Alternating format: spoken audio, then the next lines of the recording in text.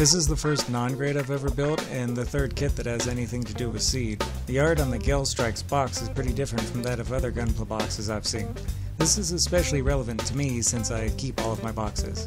I'm planning on building a fort. This non-grade gets a master grade style instruction manual, more or less.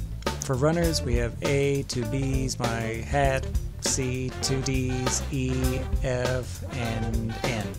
Rest in peace, alphabet. Lots of polycaps, decals I might not apply, and mercifully, only 4 stickers. Maybe this is just the kit for me. This build starts with the chest, which is pretty much where I like builds to start. Even at this stage, it already kinda resembles a giant high grade.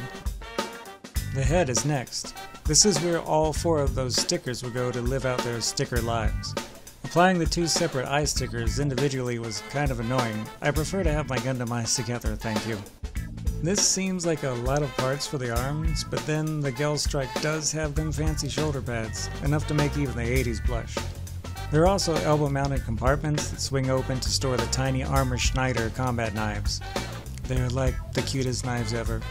My motivations for taking this photo were both to show build progress and to show everyone that I managed to bounce it on its knuckles.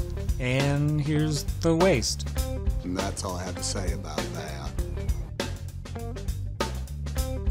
My favorite, legs. Like an old Master Grade Zaku 1 I've built, this non-grade fakes the pistons in the feet, as they don't really connect to anything at the front. However, the end result still looks good so long as you don't go popping parts off, and who would do that? I really grew to like the wing saws. They look more like something I'd fashion out of Legaicrus parts, but I think they look cool, especially when mounted on the Gale Strike's hips. Shield Striker components. I used to think this thing stuck out like a sore thumb, but now it's actually one of my favorite features.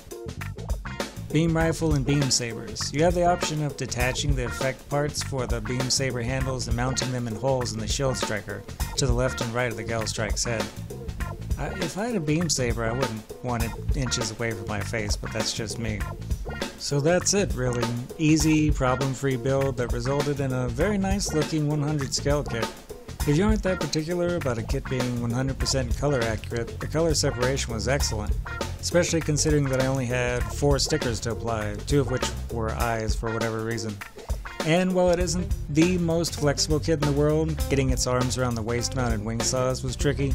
I like it every bit as much as my Master Grades. Thanks for watching. I make robots. Have a nice day.